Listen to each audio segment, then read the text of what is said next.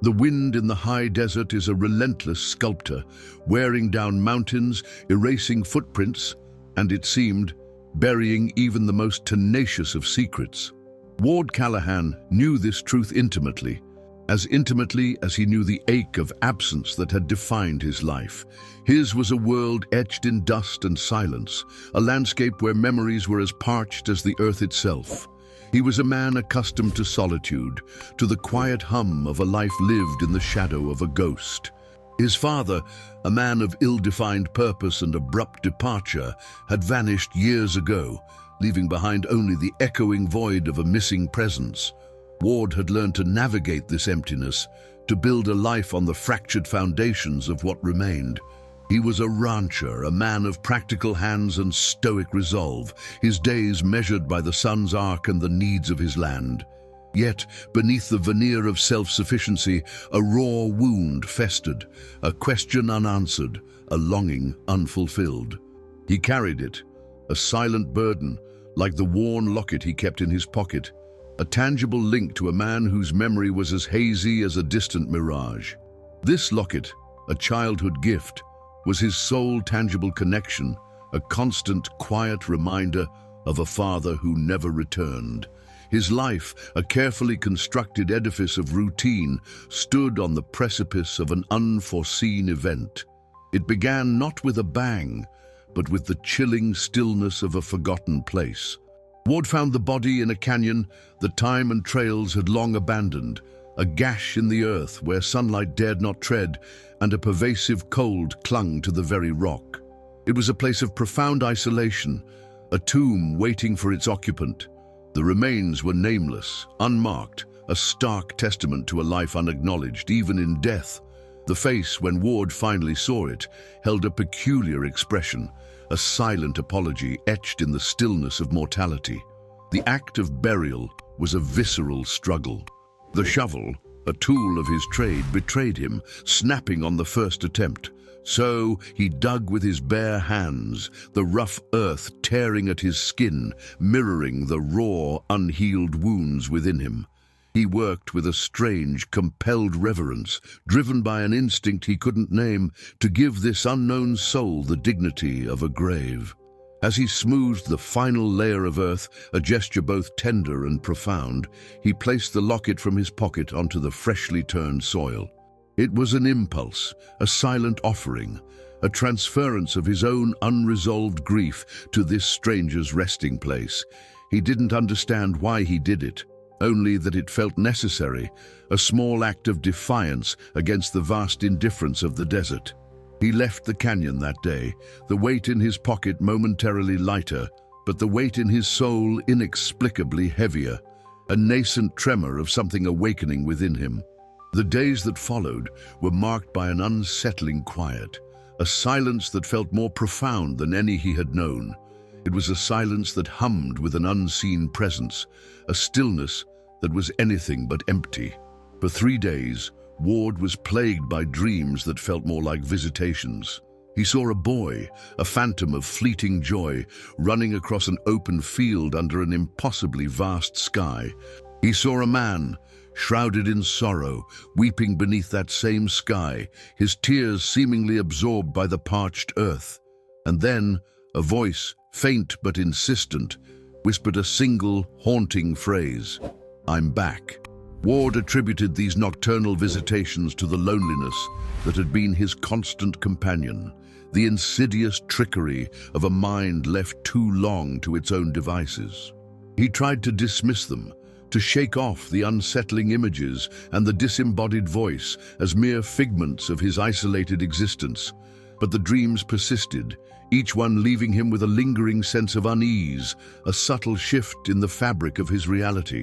The desert, he knew, could play tricks on the mind, but this felt different, deeper, as if something ancient and profound was stirring from its slumber, reaching out from the forgotten places. The silence of the land, usually a balm, had become a prelude, a pregnant pause before an unknown revelation. Then, on the third morning, as the first hesitant rays of dawn painted the horizon, the second event occurred, shattering the fragile peace of his solitude. he found the locket again, lying on his doorstep as if it had materialized from the morning mist. It gleamed, impossibly clean, untouched by the dirt and grime of the canyon floor.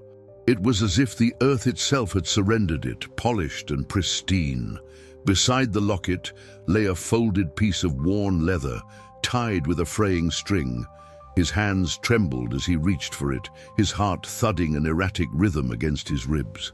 Inside, written in a hand that was both shaky and strangely familiar, were words that seemed to leap from the page, a message from beyond the veil of death. Forgive the man I was. Love the man you are. There was no signature, no name to identify the sender, but at the very bottom, in a script that pierced him to the core, was a name that only one person in the world had ever used for him, a name whispered in the fading echoes of his childhood. It was a name that belonged to his father. The first small twist in this unfolding enigma was the dawning realization of identity. The face of the forgotten man, the one he had so desperately tried to erase from his memory, the face he had buried with his own hands, was uncannily, devastatingly, the same as the few faded photographs of his father that he possessed. He had buried the man he had spent his entire life searching for, the man whose absence had carved such a deep chasm in his soul. The questions, however, multiplied with the force of a sandstorm. How could this be? Why was his father found alone, nameless, his past seemingly erased? The desert, the great concealer, had yielded its secret, but in doing so had only deepened the mystery. The first and most formidable obstacle Ward encountered was the sheer act of believing. The evidence was irrefutable, yet his mind recoiled from the truth, clinging to the familiar narrative of abandonment. This disbelief was a powerful current, pulling him back into the safe, albeit painful waters of his established reality. But even more painful than this internal struggle was the wall of silence that met him when he ventured into the town, seeking answers. When he spoke of the body, of the locket, of the strange message, eyes averted, conversations ceased, and a palpable discomfort settled over the familiar faces. No one wanted to speak of Ward's father, of his departure, or of his rumored return. It was as if the town had collectively agreed to keep the past buried. Until old Martha, the keeper of the town's unspoken histories, the repository of stories no one bothered to ask for, finally broke her silence. Her words were spoken in a low, measured tone, heavy with the weight of unspoken truths. Your father tried to come back, Ward. He tried, but the world didn't want him to. Shame, Ward. It outweighs sin more often than not. Her words hung in the air, a cryptic pronouncement that offered no solace, only a deeper layer of complexity to the tragedy. The second, medium-sized twist arrived not in a whisper, but in the tangible form of a discovery. The locket, he realized, was far more than a mere memento. It was a key, a promise. Hidden within its intricate casing, concealed beneath a layer of tarnished metal, was a tiny, folded strip of paper. Unfurling it with trembling fingers, Ward found a hand-drawn map, crude but clear, marking a path to the old dry well situated behind the family's ranch. It was a place he knew well, a forgotten relic of a bygone era. Driven by a desperate urgency, a primal need to unearth whatever truths lay hidden, he dug. He dug with a ferocity born of years of suppressed longing, a frantic excavation for air, for answers, for connection. His efforts were rewarded when his shovel struck something solid, a wooden box, weathered and sturdy. Inside he found them, letters, a collection of letters penned by his father, addressed to him. Every single one, he realized with a pang of profound sorrow, had never been sent. Within their pages lay fragments of a life lived in exile, a life spent in the arduous, uncertain process of trying to return, of navigating the complex currents of regret and the daunting path back home. The third significant event was the reading of the final letter. Its words resonated with a profound, almost unbearable clarity. a final testament from a man seeking redemption, not from the world, but from his own son. "If you ever find my body," the letter read, "don't mourn who I was, bury me as a new man, and know that every step you take is the step I wanted to take." In that moment, the fragmented pieces of his father's life, of his own lonely existence, began to coalesce. Ward understood that the true gift, the real treasure unearthed from the depths of the desert, was not the returned locket, but something far more profound: the opportunity to rewrite their shared story, to replace the narrative of absence and regret with the transformative power of forgiveness. The desert, in its silent, stoic way, had offered him not just a body, but a chance to reclaim a lost connection, to heal a wound that had defined him for years. The third turning point, the seismic shift that would irrevocably alter the course of his life, arrived a few days later. He felt an undeniable pull, a magnetic force drawing him back to the desolate gorge, the place where he had laid his father to rest. It was a pilgrimage of sorts, a journey back to the site of his discovery, to confront the man he had buried, and perhaps to find the man he was meant to be. The desert wind whispered secrets around him, carrying with it the scent of wild sage and the silent weight of untold stories as he walked back into the canyon, ready for whatever truth awaited him. The air in the canyon felt different now, charged with an unspoken understanding.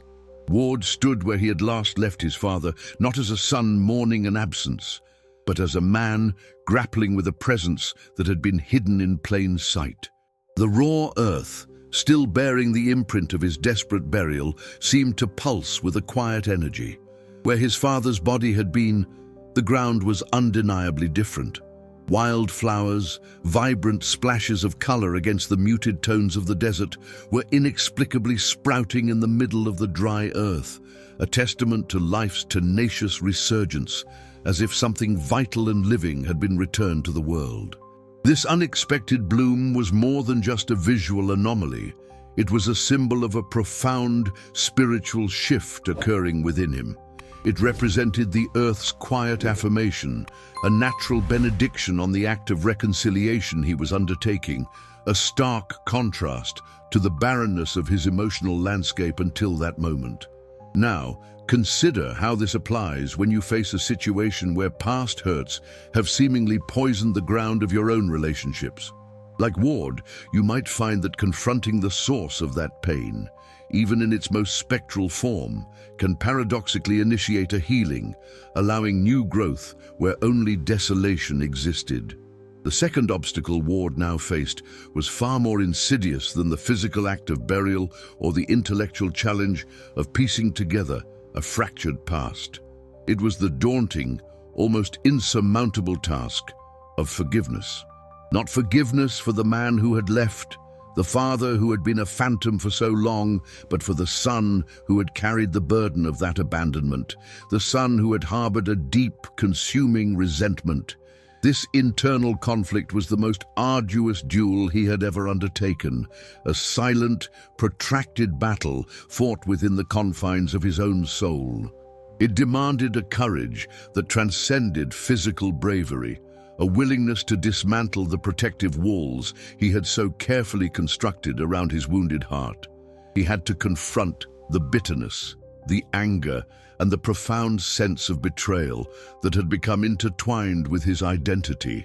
This was the only duel, he realized, that truly paid off, not with external accolades, but with an internal liberation, a shedding of the heavy cloak of resentment that had weighed him down for years. Furthermore, this internal confrontation is crucial when you grapple with the lingering resentment towards someone who caused you pain. Acknowledging and then actively working to release that animosity is the only path to reclaiming your own emotional freedom. Consequently, the transformation was not instantaneous, but a gradual unfolding. The harshness of the desert, which had always seemed to mirror his own hardened spirit, began to soften in his perception. He started to see the resilience in the sparse vegetation, the quiet strength in the enduring rock formations. This newfound appreciation for the subtle beauty of his surroundings was a direct reflection of his internal recalcit process. He was learning to see not just the absence, but the potential for presence, not just the pain, but the possibility of healing. The earth beneath his feet, once a symbol of his father's ultimate failure to return, was becoming a symbol of his own capacity for growth and renewal. It was a subtle shift, almost imperceptible at first, but it permeated every aspect of his being, like water, slowly seeping into parched soil, bringing life to dormant seeds. Conversely, the journey was not without its moments of profound doubt. There were times when the old anger would surge, a sudden bitter tide threatening to engulf him. The memory of unanswered questions, of a childhood yearning for a stable presence, would resurface with a sharp, visceral intensity. In those moments, the wildflowers seemed to mock him, their vibrant hues a stark contrast to the grayness of his lingering pain. Yet he would return to the canyon, to the simple, silent act of remembrance, and find the strength to recommit to the process. He understood now that forgiveness was not a one-time absolution, but an ongoing practice, a conscious choice made each day. Building on this, however, when you are working through your own difficult past, remember that setbacks are not failures, but rather opportunities to reaffirm your commitment to healing and to deepen your understanding of your own resilience. Today, the medallion, the tangible link to his father, no longer resided in the pocket of his worn denim jacket. Its place had been elevated, its significance transformed. It now hung on the ranch gate, a beacon against the vast expanse of the sky, swaying gently in the persistent desert wind. It served as a quiet testament, a silent declaration to everyone who passed by, that some things, some profound truths, the West does not bury. It spoke of resilience, of memory, and of the enduring power of connection, even across the chasm of death and absence. Each time Ward saw it glinting in the sunlight, catching the light with a subtle, resonant gleam, he understood with absolute certainty that the true gift had not come back in the form of earthly riches like gold or silver. Instead, it had returned in a far more precious and utterly unexpected currency, a second chance. A second chance to love, to connect, and to finally embrace the profound, enduring bond with the one he had lost, not just as a memory, but as a living, breathing part of his own transformed existence. The desert's capacity for concealment was a force Ward had always respected, a quiet power that shaped his understanding of the world.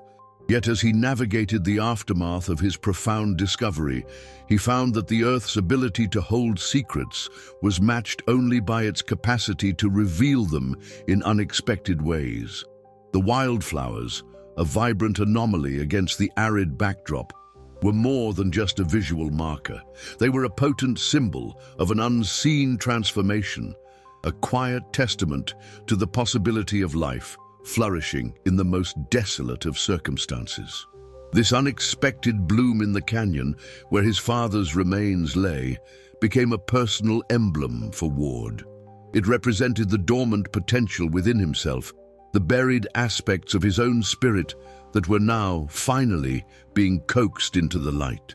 He began to observe the subtle shifts in his own internal landscape with a newfound attentiveness. The sharp edges of his grief seemed to be softening, replaced by a more nuanced understanding of loss and love. It was as if the very act of acknowledging his father's fragmented existence had created a space for his own fragmented self to begin coalescing. Furthermore, the echoes of his father's final letter, "Bury me as a new man," resonated deeply within Ward's consciousness. This wasn't a directive for a physical transformation, but a plea for a spiritual rebirth, an invitation to cast off the weight of past failings and embrace a future defined by integrity and connection. Ward recognized that this call to be buried as a new man was not about erasing the past, but about reinterpreting it, about understanding that his father's life, however flawed, was a journey, not a destination. This perspective shift allowed Ward to approach his own life with a renewed sense of purpose. He began to see his daily tasks, from mending fences to tending to the livestock, not as mere chores, but as acts of creation, as deliberate contributions to a world that was, in turn, offering him its own form of grace. He understood that embodying this new man meant embracing the present moment with a sense of responsibility and intention, a stark contrast to the passive resignation that had previously characterized his existence. Conversely, the process of reconciling with his father's memory also necessitated a confrontation with his own ingrained patterns of emotional withdrawal. For years, Ward had operated under the assumption that self-reliance was the ultimate virtue, that vulnerability was a weakness to be concealed. The discovery of his father's unsent letters, however, revealed a different truth. That true strength often lay in the courage to reach out, to connect, and to share the burdens of life. This realization prompted Ward to examine the ways in which his own emotional guardedness had, at times, mirrored the very absence he had so deeply lamented in his father. He began to actively seek out opportunities for genuine human interaction, not out of obligation, but out of a nascent desire for shared experience.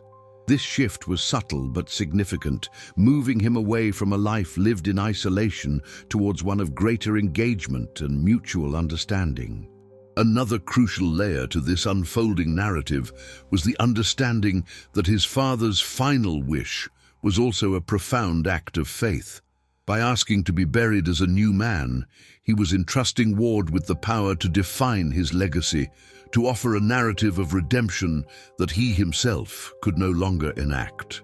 This placed a significant, yet ultimately liberating responsibility upon Ward's shoulders. It was a challenge to transcend the immediate pain of abandonment and to seek out the deeper currents of love and regret that had shaped his father's final years.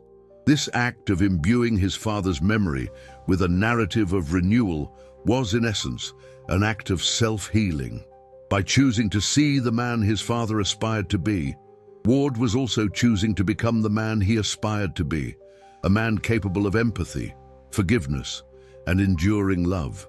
Building on this, however, Ward also recognized that his father's story, now intertwined with his own, was a testament to the complex, often contradictory nature of human experience.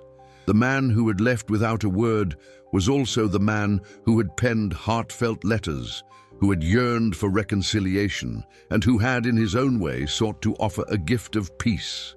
This understanding allowed Ward to move beyond simplistic judgments and to embrace a more holistic view of both his father and himself.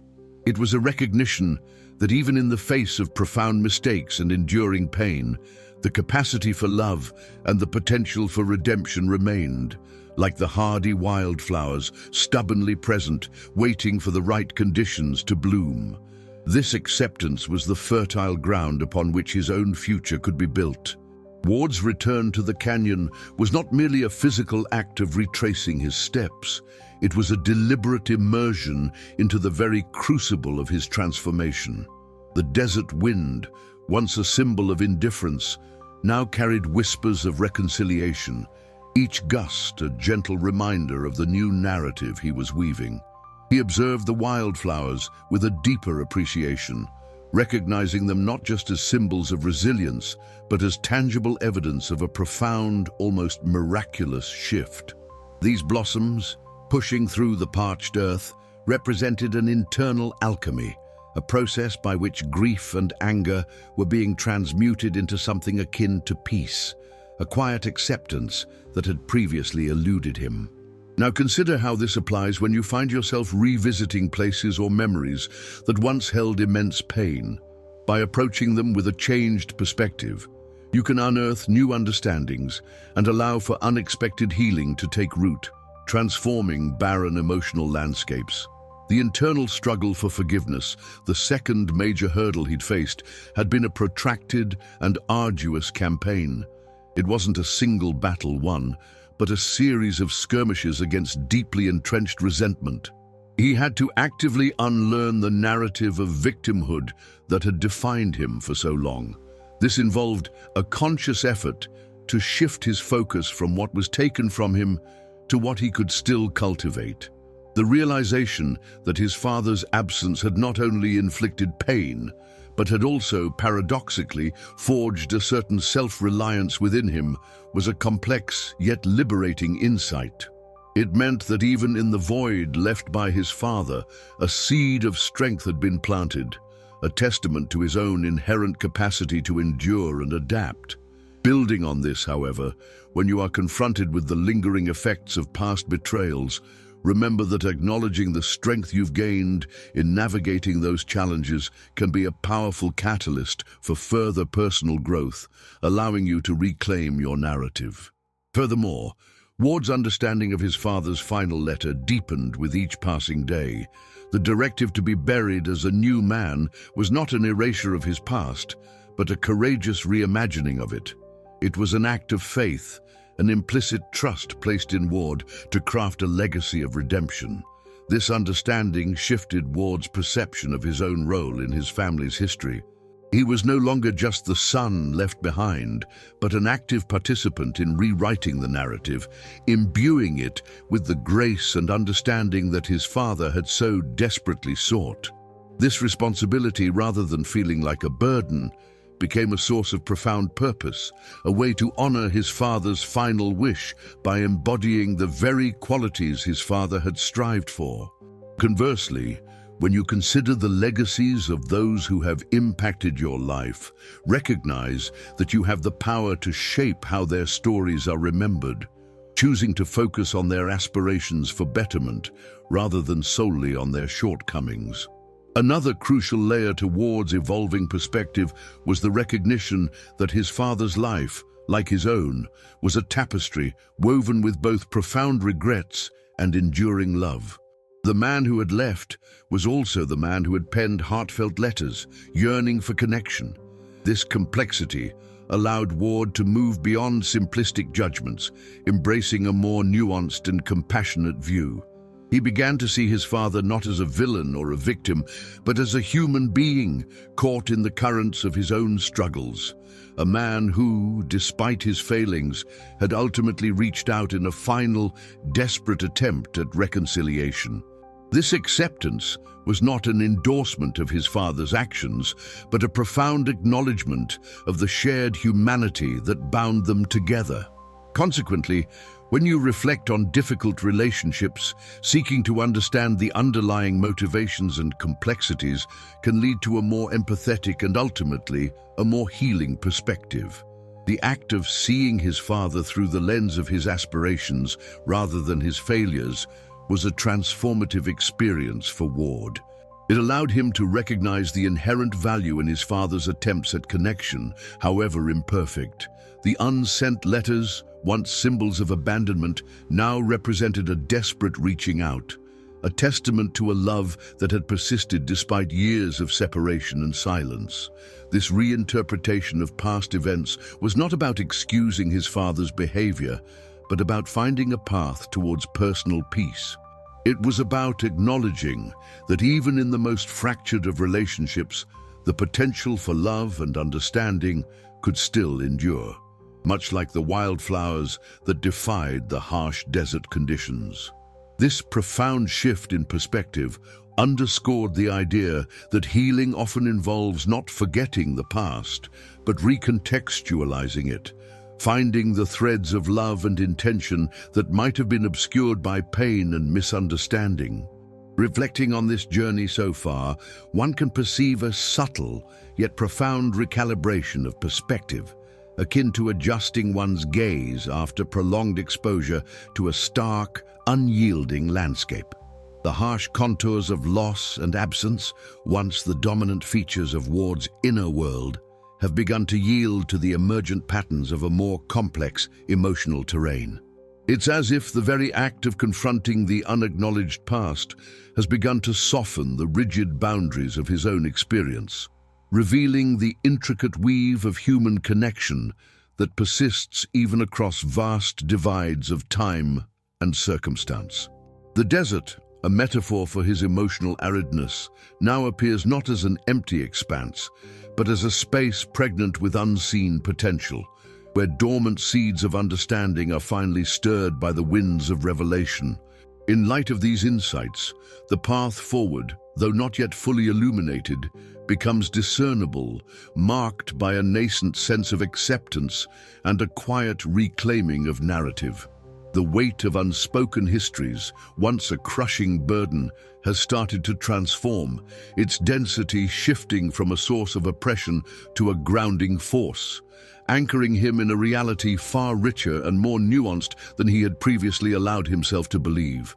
This process is not about forgetting the shadows, but about understanding how they have shaped the light, how the very act of navigating darkness has honed his capacity to perceive the subtle glow of hope and reconciliation. The journey has been one of unearthing, not just a forgotten body, but a forgotten self, one capable of embracing complexity and finding solace not in the absence of pain, but in the presence of enduring love. As we pivot towards the final reflection, consider the cumulative effect of these revelations. It is much like observing a vast, intricate mosaic where individual, often disparate pieces, when viewed in their entirety, reveal a breathtaking, unified image. The seemingly isolated events, the fragmented memories, the internal battles, all converge to form a coherent and deeply resonant portrait of human resilience and the enduring power of connection. The initial starkness of his solitary existence has given way to a more intricate understanding of interdependence, a recognition that even the most isolated lives are, in some profound way, interwoven with the lives of others, past and present. The focus now shifts to the integration of these emergent understandings, preparing the ground for a final, potent realization that transcends the individual narrative and speaks to a universal truth about the human spirit's capacity for renewal and profound connection. The enduring silence of the desert, once a testament to absence, now hummed with the quiet resonance of a life reawakened. Ward Callahan, standing at the ranch gate, the medallion catching the late afternoon sun, understood that the true burial had not been of his father's physical form, but of the bitter narratives that had long held his own spirit captive. The wildflowers, a vibrant testament to life's tenacity, were not merely a floral anomaly. They were the outward manifestation of an inner blooming, a profound recalibration that had begun in the desolate canyon. The earth, in its silent, unyielding way, had indeed swallowed secrets, but it had also nurtured the seeds of truth, allowing them to break through the parched surface of his long-held grief. Forgiveness, he had learned, was not a surrender to the past, but a reclamation of the present. It was the arduous, yet ultimately liberating act of disentangling the man his father had been from the man he had become in Ward's own heart. The duel he had fought was not with an external foe, but with the internalized resentments that had festered for years, poisoning the very ground of his own emotional landscape.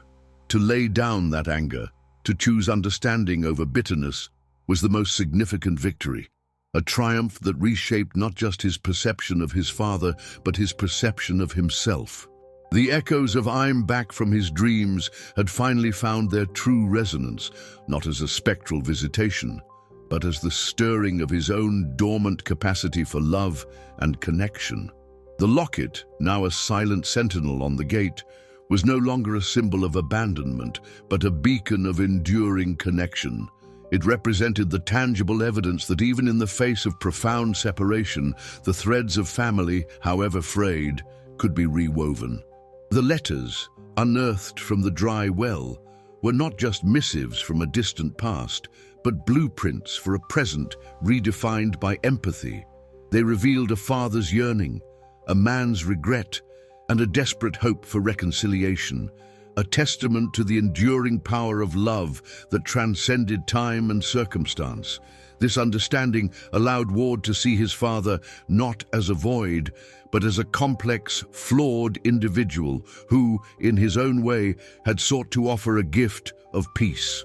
The true practice begins now, not in the dramatic unearthed truths of the past, but in the quiet, deliberate cultivation of the present. It is in the daily tending of the ranch, in the mindful interactions with the world around him, that the lessons learned in the canyon find their enduring expression. The West, with its vast silences and unforgiving beauty, had taught him that some things indeed cannot be buried. They can, however, be transformed. The legacy of his father was not one of absence, but of a profound, hard-won opportunity, an opportunity to embrace a second chance, not just to love the one he had lost, but to love the man he had, through this arduous journey, finally found within himself. The ground that once drank his tears has now become fertile, ready to yield a harvest of enduring hope and quiet strength.